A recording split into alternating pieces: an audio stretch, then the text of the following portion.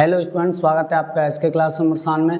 तो आज मैं आपके लिए क्लास 10th चैप्टर 2 पॉलिनोमियल, जिसको हिंदी में कहा जाता है बहुपद, सेशन 2023 और 24 के लिए होने वाली है वीडियो। जैसा कि आप लोगों को पता है, अगर आप पीछे से वीडियो देखते हुए आ रहे हैं मेरी, तो मैंने आपको बता रखा है कि आपका सिलेबस हो चुका है रिड्यूस। 2024 में जो बच्चे बोर्ड एग्जाम्स देंगे उनके लिए ये वीडियो प्रोवाइड करी जा रही हैं। तो आप जो भी बच्चे बोर्ड्स की तैयारी कर रहे हैं या क्लास 10th में पढ़ते हो, तो आप हमारे चैनल को सब्सक्राइब कर सकते हो। इसके अलावा जो कंटेंट आपको प्रोवाइड कराया जा रहा है वो बिल्कुल रिड्यूस सिलेबस के साथ है, यानी नई एनसीईआरटी बुक के अकॉर्डिंग कोर्स चलाया जा रहा है। तो आइए आज हम डिस्कस करेंगे बहुपद। एक बहुत ही थोड़ा सा लंबा इंट्रोडक्शन चलने वाला है इस चैप्टर का। तो इस चैप्टर में क्या क्या टॉपिक्स होने वाले हैं वन बाय वन हम कवर करेंगे। तो सबसे पहले, जैसा कि पॉलिनोमियल है, तो मैं सबसे पहले थोड़ा सा पॉलिनोमियल को, जो कि आपने क्लास 9th में पढ़ा था, क्लास 9th में ये चैप्टर था बहुपद, इसको आपने 9वीं क्लास में 9वीं कक्षा में पढ़ा था। इसको मैं रिकॉल कर देता हूँ। रिकॉल इन द सेंस मैं आपको थोड़ा सा समझा देता हूँ कि ये बहुपद क्या था, इसके क्या टाइप्स थे, लेकिन थोड़ा सा फास्ट वे में। आप थोड़ा सा जल्दी समझने की कोशिश करना कि पॉलिनोमियल क्या होता है। पहले तो मैं आपको बता दूँ, देखो, पॉली मीन्स होता है बहुत से, और नोमियल मीन्स होता है टुकड़े, यानी बहुत से टुकड़े हैं, कुछ टुकड़े हैं, बहुत से टुकड़े हैं जिनको जोड़कर एक पॉलिनोमियल बना दिया गया है। टुकड़े इन द सेंस कुछ टर्म्स हैं, कुछ पद हैं, बहुत सारे पदों को मिलाकर बहुपद बनाया गया है। चलो, इतनी तो बात क्लियर सर, ये तो हमने 9th में पढ़ चुके थे। 10th का बताओ, 10th में क्या आएगा, मैं आपको बता रहा हूँ, आप थोड़ा चीज़ों को समझना। तो इसके बारे में हमने पढ़ा था कि ये जो होता है आपका क्या होता है, एक तो इसमें मोनोमियल होता है, एक इसमें बाइनोमियल होता है, और एक इसमें ट्राइनोमियल होता है। ये हमने पदों के आधार पर पढ़े थे क्लास 9th में। बस मैं आपको क्लास 9th को रिकॉल करा रहा हूँ, यानी आपको याद दिला रहा हूँ कि आपने क्या पढ़ा था। मोनोमियल, जिसको एक पदीय कहा जाता था हिंदी में, थोड़ा सा समझ लेना, इसको दो पदीय और इसको कहा जाता है त्रिपदीय।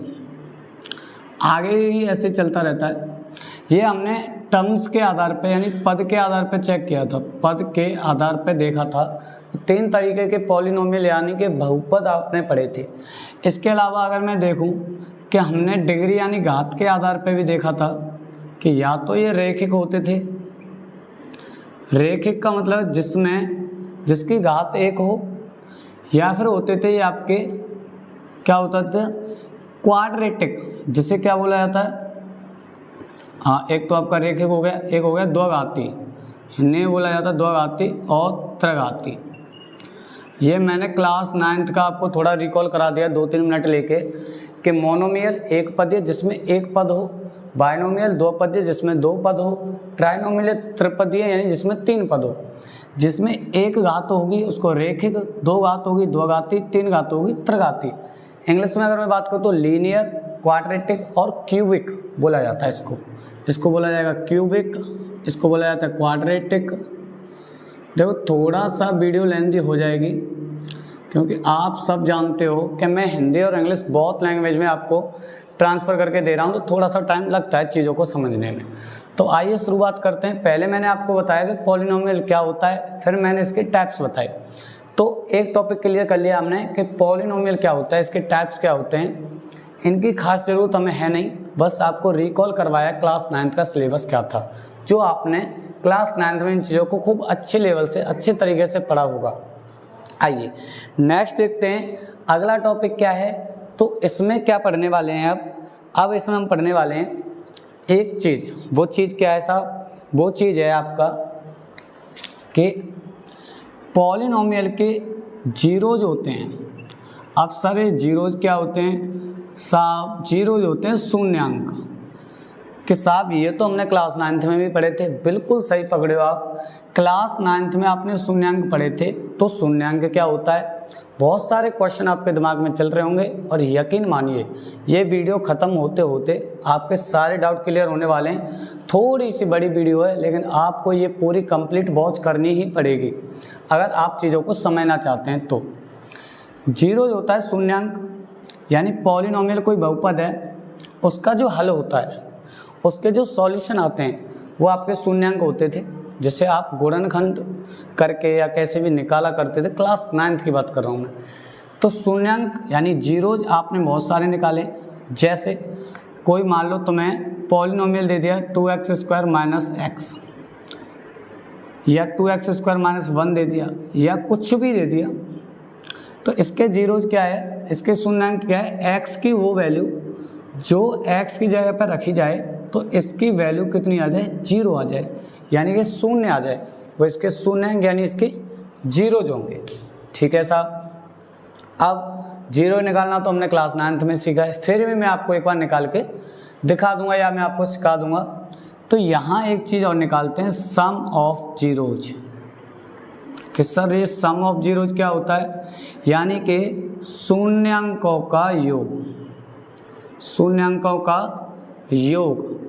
तो साहब ये कैसे निकलेगा, देखिए ध्यान से सुनिएगा। मान लो कोई बहुपद आपको दिया है, ठीक है, उस बहुपद के जब आप गुणनखंड करोगे, फैक्टर करोगे, तो आप जीरोज फाइंड आउट कर लोगे, जैसा कि क्लास 9th में आपने पढ़ा था। शून्यांक निकल के आ जाएंगे आपके, तो उन शून्यांकों को जोड़ देना और आपका आंसर आ जाएगा। लेकिन इसका डायरेक्ट क्या होता है, फिर डायरेक्ट होता है माइनस के b/a। सर कुछ समझ में नहीं आई बात, ये आपने क्या कह दिया, थोड़ा सा ध्यान से नोटिस करना। मैं एक पॉलिनोमियल यानी बहुपद ले रहा हूँ जो कि होता है ax² plus bx plus c। तुम कहोगे सर ये क्या है, ये आपका सामान्य रूप है किसी भी बहुपद का, इस फॉर्म में आपका बहुपद होगा। चलो ठीक है, ax² plus bx plus c। a जो है x का गुणांक है, b ये x² का गुणांक है, ये x का गुणांक है, ये अचर पद है। c आपका क्या है, अचर पद है, जिसे आप कांस्टेंट टर्म बोलते हैं इंग्लिश में। यहाँ तक बात क्लियर होगी।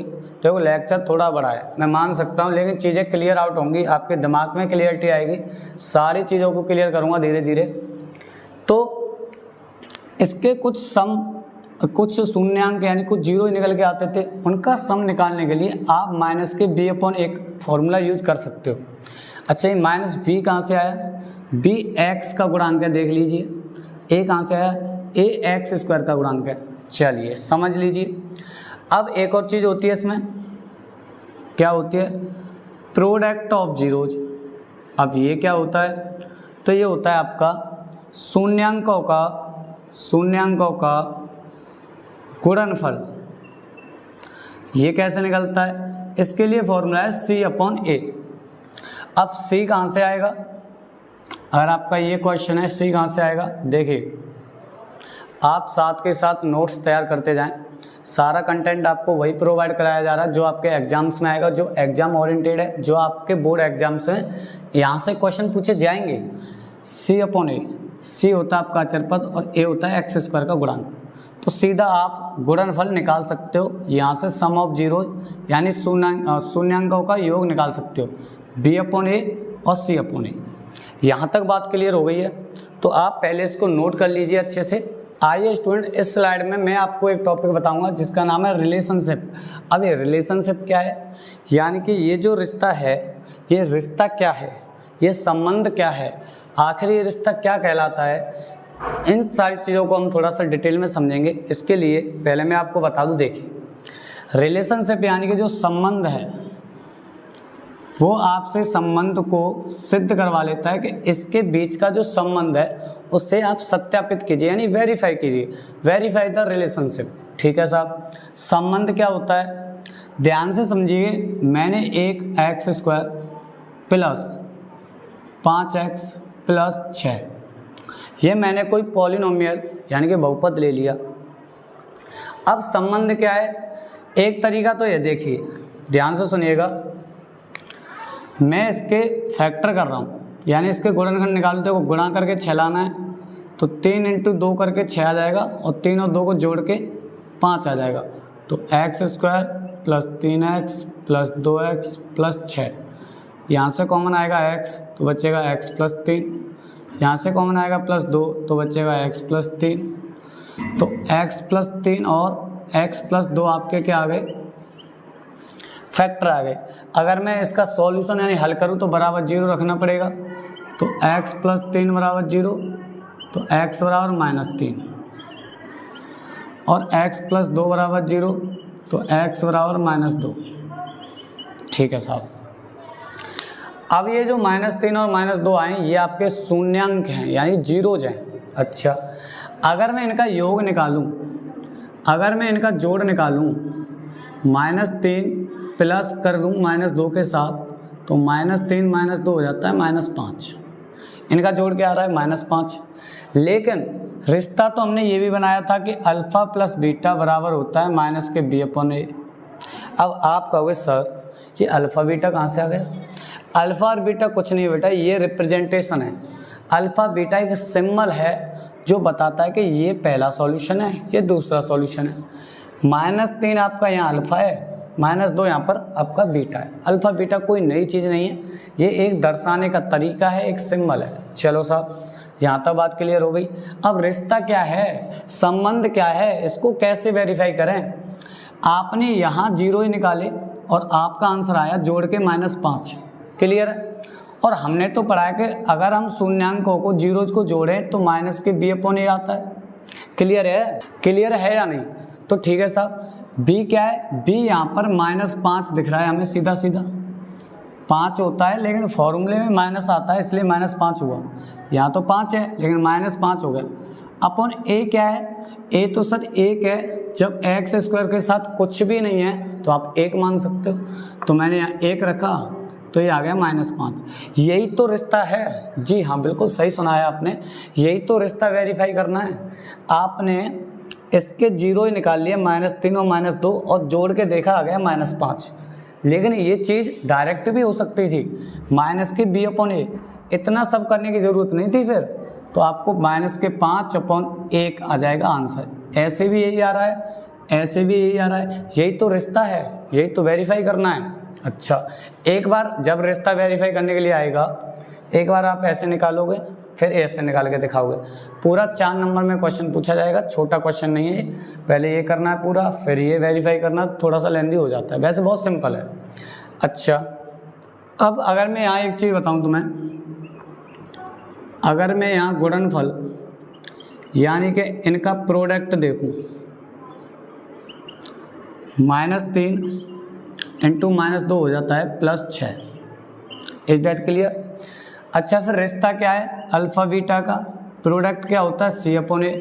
अरे पिछली स्लाइड में ही तो पढ़ा था c/a। अब c क्या है यहाँ? c तो सर 6 है, a क्या है? a तो सर 1 है, तो यहाँ कितना आ जाएगा? 6। तो ये आपने रिश्ता वेरीफाई कर दिया है कि अगर आप शून्यांक निकाल के जोड़ो या गुणा करो, वही आंसर आता है जो यहाँ -b/a और c/a करने से आता है। यही आपका रिश्ता है, यही आपको वेरीफाई करना है। अच्छा साहब, लेकिन अगर आपसे रिश्ता वेरीफाई ना कर पाए, यानी रिलेशनशिप वेरीफाई ना कर पाए, संबंध को सत्यापित ना करवाए, लेकिन आपसे पूछ ले कि ये आपका एक बहुपद है, इसके जो शून्यांक है उनका योग बताओ, तो आप ये सब करने बैठोगे? बताओ जरा सोचो अपनी तेज बुद्धि से, क्या आप ये सब करने बैठोगे? ये करने की आपको ज़रूरत ही नहीं है। आपको क्या करना है? आपको ये फॉलो करना है साहब। ये क्यों लिखवाया है?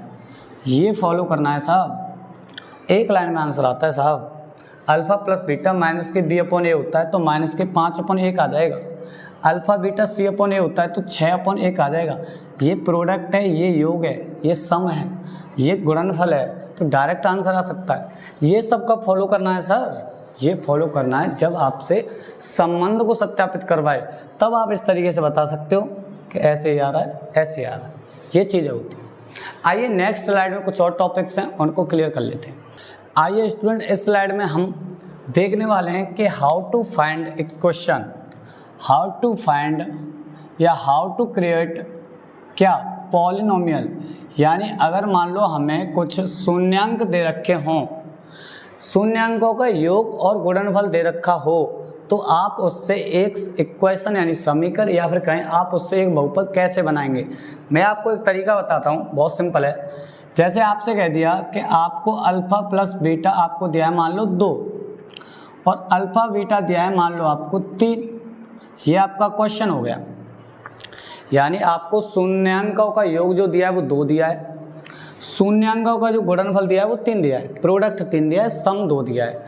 अब आपसे कहा है कि इसका यूज करके क्या निकालो, आप निकालो एक पॉलिनोमियल यानी एक बहुपद बताओ। तो इसके लिए आप एक फॉर्मूला याद रखें, इस फॉर्मूले को याद रखना, x² minus alpha plus beta x plus alpha beta, सही बराबर 0 याद रखना, ठीक है। ध्यान सुनना मैं क्या कह रहा हूँ, नहीं तो गड़बड़ हो जाएगी। बराबर में 0 याद रखना अगर आपको सही आंसर लाना है तो, बता रहा हूँ मैं आपको। तरीका दूसरा है इसका, लेकिन मैं इस तरीके से इसलिए बता रहा हूँ कि आपका सही आंसर आएगा और ये आसान होगा आपके लिए।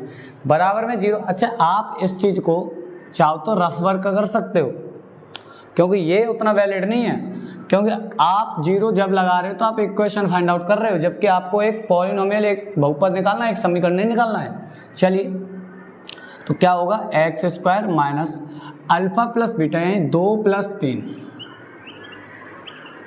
प्लस अल्फ़ा बीटा यानी 2 × 3, तो x² माइनस के 5x प्लस के 6, ये आपका बहुपद निकल के आ गया जो आपको डाटा दिया था। इतना सिंपल है। अच्छा साहब, ये 0 का क्या रोल है फिर? 0 से क्या होगा, जब आपका डाटा अपॉन वाला होगा, यानी अल्फ़ा प्लस बीटा मान लो 1/2 दिया है, अल्फ़ा बीटा मान लो 1/4 दिया है, तो आप यहाँ रख के एलसीएम लेके सॉल्व करोगे तो जो नीचे वाली चीज़ है वो 0 में चले जाएगी, तब आपका एग्जैक्ट आंसर आएगा। ये बात मैं आपको बताने की कोशिश कर रहा हूँ। तो इस तरीके से आप पॉलिनोमियल यानी कोई बहुपद निकाल सकते हो जब आपको जीरोज का सम दिया हो या फिर जीरोज का प्रोडक्ट दिया हो, योग या गुणनफल दिया हो। तो इसको याद रखना, डायरेक्ट आपका आंसर आएगा। इज दैट क्लियर और नो? यहाँ तक बात क्लियर हो गई तो बताइए। अब आता है एक लास्ट टॉपिक। लास्ट टॉपिक क्या है? लास्ट टॉपिक है आपका डिवाइड। जी, डिवाइड इस चैप्टर के लास्ट पड़ाव में चल रहे हैं और डिवाइड आपको सीखना है। ध्यान से सुनिएगा, छोटा सा डिवाइड लेके हम समझेंगे डिवाइड क्या होता है, यही टॉपिक्स हैं। इसके अलावा जब एक्सरसाइज में हम क्वेश्चंस करेंगे, आप क्वेश्चंस करोगे, आप अटकोगे, जब कॉन्सेप्ट पढ़ोगे तो चीज़ें समझ में आएंगी। एक्सरसाइज के क्वेश्चंस भी मैं आपके साथ डिस्कस करूँगा, वहाँ भी आपको चीज़ों में क्लियरिटी आएगी। तो अब मैं एक डिवाइड करता हूँ। मैं कह रहा हूँ कि आपको x³ plus 2x² plus x में डिवाइड करना है। मान लो x² मान लेते हैं +1 से, इससे इसमें डिवाइड करना है। जो पहले मैं आपको बता दूं कि आपने जो डिवाइड है यानी जो भाग है, क्लास 9 में पढ़े हैं, वहाँ डिवाइड करना सिखाया गया है। फिर भी मैं आपको एक बार करके बता देता हूँ, थोड़ा सा समझा देता हूँ। इसमें आपको डिवाइड करना है x² + 1 से। स्टेप बाय स्टेप चलेंगे, ध्यान से देखिएगा। पहले पद का पहले पद में होगा, पहले टर्म का पहले टर्म में डिवाइड होगा, x³ में x² से डिवाइड होगा तो एक बचेगी x यानी x बार जाएगा, यहाँ x लिखो, ठीक है साहब। अब इसी x का मल्टीप्लाई इससे करो और इससे करो। x का मल्टीप्लाई x² से x³, x का मल्टीप्लाई 1 से x आएगा। लेकिन अब ये x इसके नीचे नहीं लिखना, ये कहाँ लिखना है? यहाँ पर लिखना है साहब। बिल्कुल सही पकड़े हो। हमें घात और डिग्री का ध्यान रखना होता है, यानी जो डिग्री का आंसर आपका है उसी डिग्री के नीचे लिखना पड़ेगा। इसकी पावर 1 है, इसकी पावर 1 है तो इसके नीचे लिखो, इसके नीचे नहीं लिख सकते, ये गलती मत कर देना। नेक्स्ट स्टेप क्या है? आपको माइनस करना है और चिन्ह बदलना है। जो प्लस है वो माइनस हो जाएगा, जो माइनस है वो प्लस हो जाएगा, तो ये तो कट जाएगा। ये बचा 2x², x ये भी कट गया। अब हो गया सब 2x²। अब अगला स्टेप फिर वही, पहले टर्म से पहले टर्म में डिवाइड। 2x² में x² से डिवाइड कर दो तो आएगा 2, तो ये जाएगा +2 बार। अब 2 का वापस मल्टीप्लाई करो, 2 का जब तुम x² से करोगे तो 2x² और 2 का जब 1 से करोगे तो 2 आएगा। फिर साइन चेंज होंगे, यहाँ माइनस, तो ये तो कट जाएगा, माइनस के 2 बच जाएगा शेष। ये आपका शेष फल यानी कि रिमाइंडर होगा, ये आपका भागफल यानी कि क्वोशिएंट होगा, ये आपका डिवीजर है जिससे आप भाग देते हैं, और ये आपका डिविडेंड है जिसमें भाग दिया जा रहा है। इज दैट क्लियर और नो? सारी चीज़ें क्लियर हुई होंगी। आइए, इन डिविडेंड, डिवीजर, क्वोशिएंट और रिमाइंडर, इन तीनों चारों चीज़ों में एक रिश्ता और है। अब ये रिश्ता क्या कहलाता है, ये समझ के वीडियो को हम ख़त्म करेंगे। तो आइए नेक्स्ट स्लाइड में देखते हैं वो रिश्ता क्या कहलाता है। आइए स्टूडेंट, इस स्लाइड में मैं आपको एक रिश्ता बताने वाला हूँ, जो रिश्ता है कि डिविडेंड बराबर डिवीजर इनटू क्वोशंट, ये रिश्ता है साहब। अब क्या होता है देखो, डिवीजर होता है, डिविडेंड क्या होता है, पहले ये होता है आपका भाज्य, जिसको डिवाइड किया जा रहा है। डिवीजर होता है आपका भाजक, जो भाग देने वाला है। क्वोशंट आपका भागफल होता है, जो आंसर आता है। रिमाइंडर आपका होता है शेषफल, जैसा कि आप सब जानते होंगे। अब क्या होगा, मैं आपको एक छोटी सी बात बताता हूँ। छोटी क्लासों में आपने पढ़ा है, जब 5 से आपको 12 को डिवाइड करना है तो 5 2 10, 2 बचेगा। ये आपका डिवीजर है, ये आपका क्वोशंट है, ये आपका भाजक है, ये आपका भागफल है। जब भाजक और भागफल का गुणा होता है, 5 और 2 का गुणा करो और प्लस शेषफल करो, तो शेषफल क्या है 2, तो 5 दूनी 10 प्लस 2 क्या आ गया 12, क्या आ गया 12।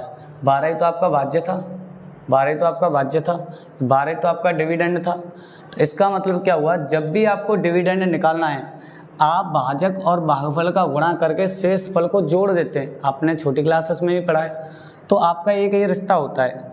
तो साहब फिर हम क्या करें इस रिश्ते का, हमारे काम में क्या आने वाला है 10th क्लास में।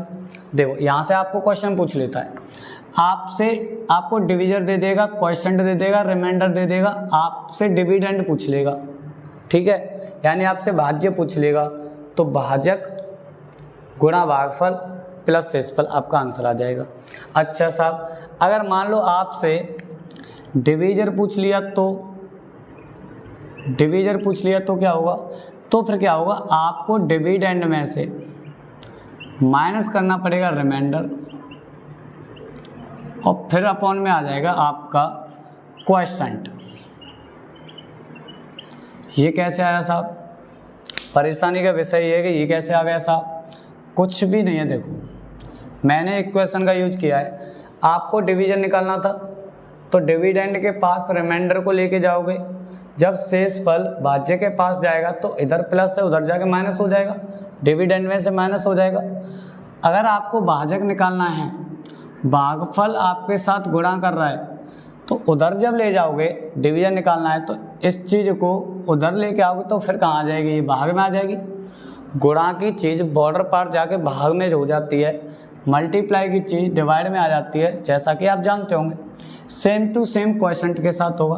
अगर मान लो आपको क्वोशंट निकालना हो तो फिर क्या है, फिर आपका वही ऊपर तो वही है डिविडेंड माइनस रिमाइंडर, और अपॉन में फिर आ जाएगा आपका डिवीजन। क्लियर है। तो इस तरीके के क्वेश्चन आपको इस रिश्ते से पूछ लिए जाते हैं, तो आपको बिल्कुल रेडी रहना है, बिल्कुल अपने हथियार तैयार रखने हैं। जब भी दुश्मन सामने से अटैक करेगा आपको बिना रुके कंटिन्यू फायर करना है और आपको अपना आंसर लेके आना है। जब तक आंसर ना आया, जब तक ना रुकें, चीज़ों को ध्यान में रखें, तसल्ली से काम लें, बहुत जल्दी आपको आपका आंसर मिलेगा। तो डिवीजर मैं आपको एक बार बता देता हूँ, जब भी आपको भाजक निकालना है तो आप भाज्य और शेषफल को अंतर में ले आओ, यानी डिविडेंड में से रिमाइंडर, भाज्य में से शेषफल निकाल दो और भागफल से भाग लगा देना, आंसर आ जाएगा। ठीक है, तुरंत आंसर आ जाएगा। अगर आपको भागफल निकालना है तो आप एक काम करना, सेम भाज्य में से शेषफल घटाना और फिर आप अपने भाजक यानी डिवीजर से भाग लगा देना, तुरंत दौड़ के आंसर आपके झोली में गिरेगा, वो आपका आंसर होगा तुरंत। कैलकुलेशन मिस्टेक मत कर देना, कैलकुलेशन अच्छे से करना। आई होप आपको वीडियो पसंद आई होगी, आपको सारी चीज़ें क्लियर हुई होंगी। Thank you for watching. ऐसी वीडियो देखने के लिए चैनल को सब्सक्राइब कर लीजिए। मिलते हैं नेक्स्ट टॉपिक पर नेक्स्ट वीडियो में।